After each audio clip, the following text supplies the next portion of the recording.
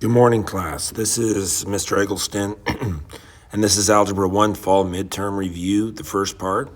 This is basically the first unit, stuff from the first unit of our lessons, Unit 1. So the first question concerns evaluating the expression. What that means is you're given an expression like this, and all you got to do is where you see R, you put 4. So this is now a 4, and you evaluate that. So you have to know your orders of operations, which happen to be PEMDAS. 6 minus 2, that's 4 plus 3. Well, according to our PEMDAS, first we take care of the parentheses. So that means we do 4 plus 3, which is 7. So that's 6 minus 2 times 7. Well, now we do the multiplication division from left to right. So 2 times 7 is 14. And you have 6 minus 14, which equals negative 8. And that's the answer for A. For B, just replace x with negative 3. So now that x is now a negative 3 minus 1. Well, you have to understand when you have a calculator, I would highly recommend using it. All right, but negative 3 minus 1, same thing as negative 3 plus a negative 1, and that is negative 4, which is negative 12 is the answer, is the simplified answer for B. C, negative 3 times 12 over 2 equals negative 3 times 12 is negative 36, and over 2. So that equals negative 18. All right? Now, 2 is a rough question. It says, consider the sequence given below, 4, 6, 9, 13, 18. It's not obvious what kind of sequence it is. All right? But if you look carefully at this, we are adding 2. Then we are adding 3. Then we are adding 4. Then we are adding 5. So to describe the sequence in words would be we start with 4, then add 2, then add 3, then add 4, and you can see we're adding, then add 5. You can see that what we add is increasing by 1. We start with 4 and add 2, then we add numbers, and we continue this.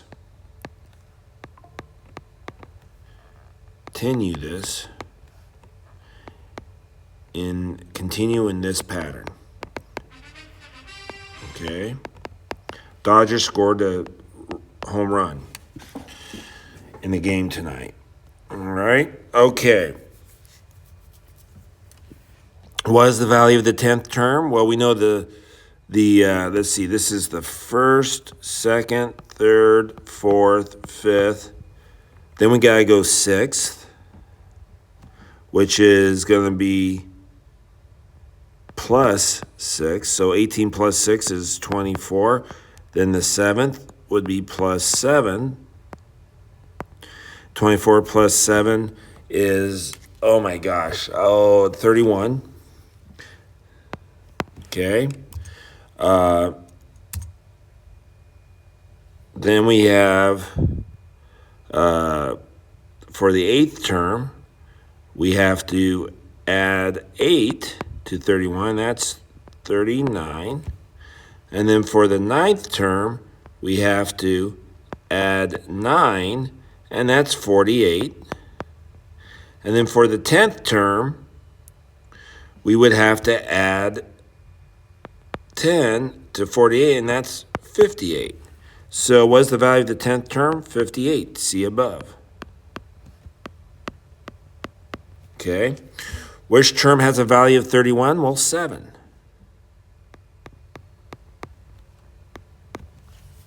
That's because term 7, excuse me, is 31 according to our table. Okay, then the 4th, 5th, and 6th term of an arithmetic sequence are 18, 15, and 12, respectively. What is the 10th term? Well, from between 18 and 15, okay, this is the 4th, the 5th, and the 6th. We add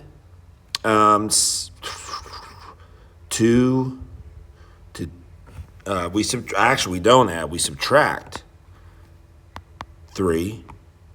We subtract 3. So it looks like our common difference, D, is negative 3. So if that's the 4th, 5th, and 6th, where the 6th term is 12, the 7th term, we just keep subtracting 3, 9. The 8th term is 6. The 9th term is 3, and the 10th term happens to be 0. Sorry. So the 10th term is 0. Okay.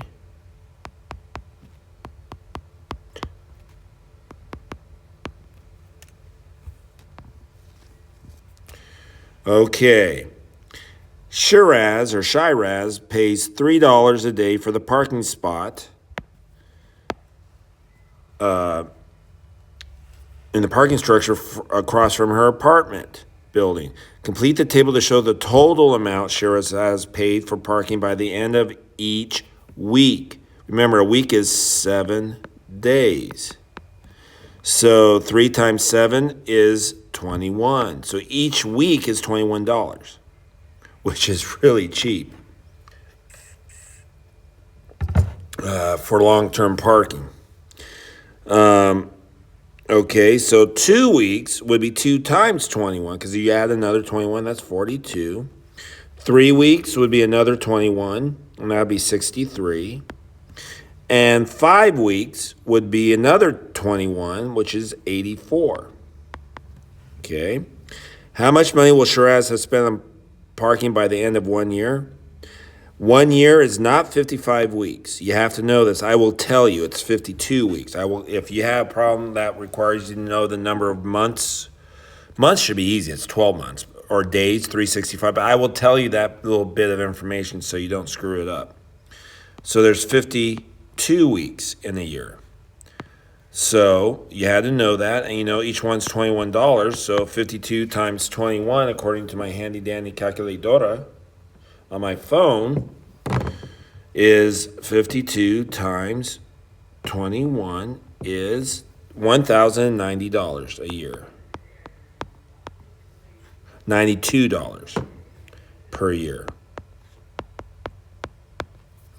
Write an explicit rule to find the total amount of money Shiraz has spent on the parking at the end of the nth week. Well, parking money will be 21 times n, because each week is $21. Now, question 5. I should mention that not every one of these questions is going to be on your quiz, something like this, okay? I took out questions I thought were a little bit rough. So it won't be as long as this, because this is only half. This is the first half. There's a second half, all right, that I'll be making a video too. So there are so just be aware. So there are 235 people going on a school field trip. The group consists mostly of students, but there are ex-adult chaperones. The students will be split into 4 groups, all right? If there are 15 adult chaperones, how many students will be in each group? Well, we have 235 people comprised of students and chaperones. Subtract out the number of chaperones, And that equals 235 minus 15 is 220. Oop, not 20. Oh, come on. 220 students, okay, total going on this trip. Of those 220 students, they're split into 4 groups. So 220 divided by 4 is 55. There's 55 students per group. If there are 23 adult chaperones, how many students would be on this trip? All right. So what are we doing here? Okay, sorry, just lost my train of thought. If there are okay, so if there are 23 adult chaperones, how many students will be in each group? So you take 235, subtract 23. That means there's 212 students on the trip. And then out of those 212, they're broken into 4 groups. So you divide 212 by 4, and you get 53. So it's 53 students per group. Okay, so notice the trick here is to subtract out the number of chaperones before we divide by 4. We're always dividing by 4. So write an expression that gives the number of students in each group if there are X adults. Well, we just kind of generalized what we were doing. So we were going 235 minus the number of students, which is now X, and then we divide the whole thing by 4. You can write it like this. You can write it like this. Oop, not like that. Like this.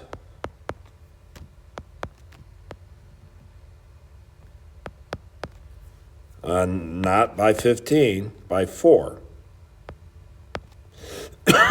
Excuse me. And that's a generalized expression. You can put in any number of chaperones to get this. Okay, if expression A and B are equivalent, which means they are equal to each other, they have the same expression, okay? What must this pesky looking A right here be? Well, we have to simplify expression A, so distribute the 6. We get 6x plus 24. I'm just doing the rainbow. Minus a negative 2 times x is negative 2x. A negative 2 times 8 is a negative 16. Combining like terms, 6x minus 2x is 4x. 24, take away 16, not to trust it in my head because I'm tired, is 8. All right, so now compare this expression to what we get when we distribute this 2. So 2 times ax is just 2ax. 2 times 4 is just 8. Well, that's good because our constant term in this expression is 8, and we have 8 here. Notice this 2ax has to equal 4x. So you think of this as 2ax equals 4x. Well, they both have x's. You don't have to worry about that. But 2 times what gives you 4? A must be 2 because 2 times 2 is 4. That's a reasoning question. All right, the first 2 terms of a sequence are 12 and 6. Give the next term in the sequence and explain your answer if the sequence is arithmetic. Remember, arithmetic sequences means you add the same number. So notice going from 12 to 6, and if it's arithmetic, that means we're adding a negative 6 because 12 to 6, it gets smaller. So if A1 is 12, A2 is 6, we're adding a negative 6 or subtracting 6 each time. Our third term would be 0 because we subtract 6. Now, going from 12 to 6, if it's geometric, it means we're multiplying by the same number. And multiplying means we take, so that's, we call that the common difference, if you recall. R is just going to be 6 over 12, which is 1/2. So the next term would be 6 times 1/2, which gives us 3. Okay. All right. Now this one's kind of tricky. But let's see if we can do it. 10th and 12th terms of a geometric sequence are 16 and 256. So what we got here is basically we have a geometric, which means we're multiplying by the same number. So we have the 16th, that's the 10th. Then we have an 11th that we don't know. And then the 12th is 256. All right. What is the common ratio of the sequence? So to go from 16, that means 16, we have to multiply by some unknown common ratio. And that's got to equal 256. So each time we move to a new number, we multiply by that unknown R.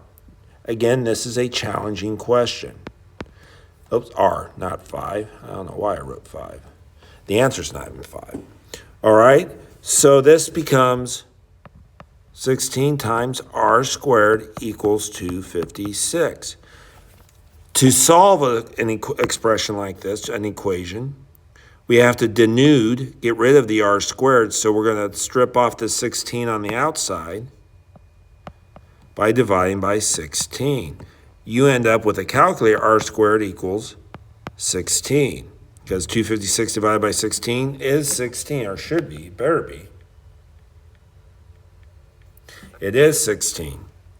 Now we have some number squared, that's what this means, some number squared equal to 16. So to undo the squaring, we take a square root. So R equals the square root of 16, which is 4. Okay. Now, notice these are worked out because I wanted to make sure I knew what the solutions were. So the table and graph both represent the same arithmetic sequence. So notice you have, for the first term, it's 45. And that's represented by this dot. And then the second term is right here at 30. So that's where I got this 30. Okay. Now, to go from 45 to 30, we subtract 15. To go from 30 to the third term, we subtract 15 from 30, or 30 minus 15, which is 15. To go from the third term to the 0, we subtract 15. So 15 minus 15 is 0, and this is the one we're looking for. To go from the fourth term to the fifth term, we have to subtract 15, and the answer is negative 15, which is down here. Okay? Write an explicit formula to find the nth term. Well, we know D is negative 15, and what I did is I just worked backwards. I said, okay, I know the first term is 45, and we keep subtracting 15 each time. So if I go in the opposite direction, I must be adding 15.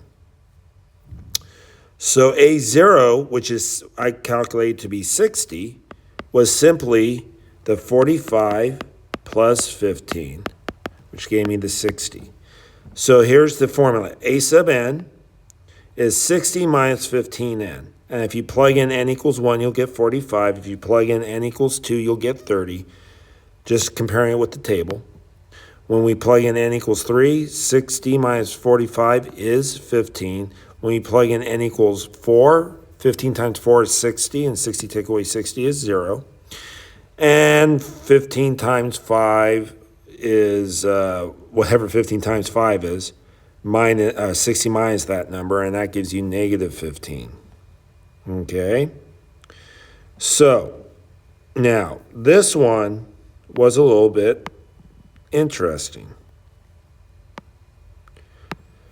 Okay, donuts come in packs of 6, and cookies come in packs of 9. Joan needs a total of 42 desserts, and she wants to have exactly that because she doesn't want anything left over. So I'm going to let X equal number of cookies. No, I'm going to call it number of X equals number of packs of cookies, or number of cookies.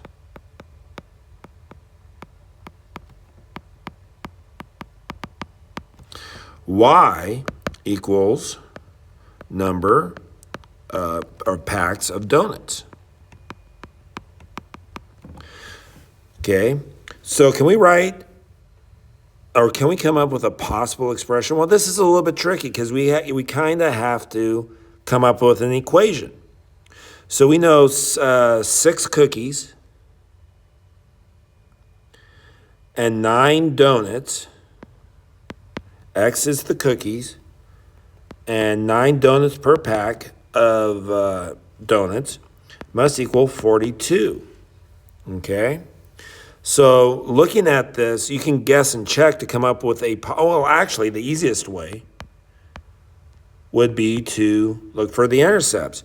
And I'm going to use if I choose X to be 0, then that means Y must be 42 over 9, which is not an integer. That's a decimal. That can't happen. You can never buy no cookies and old donuts because you get 9, or excuse me.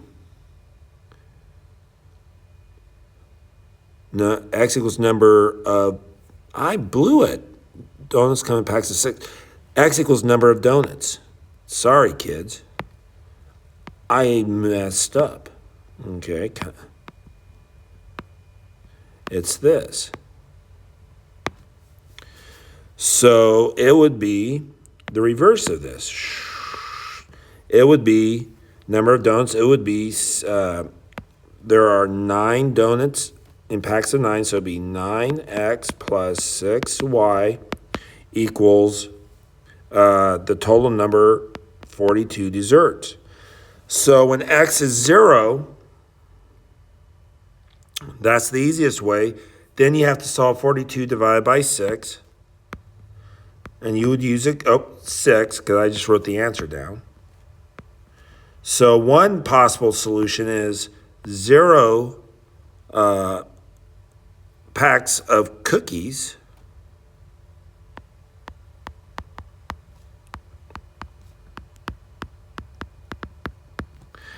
and 7 packs of donuts. Okay. Now, to answer how many possible ways are there to purchase 42 desserts, you would probably have to look at this equation and rewrite it so we can see what's going on. The easiest way is to put it into slope-intercept form. So I'm going to subtract 9x.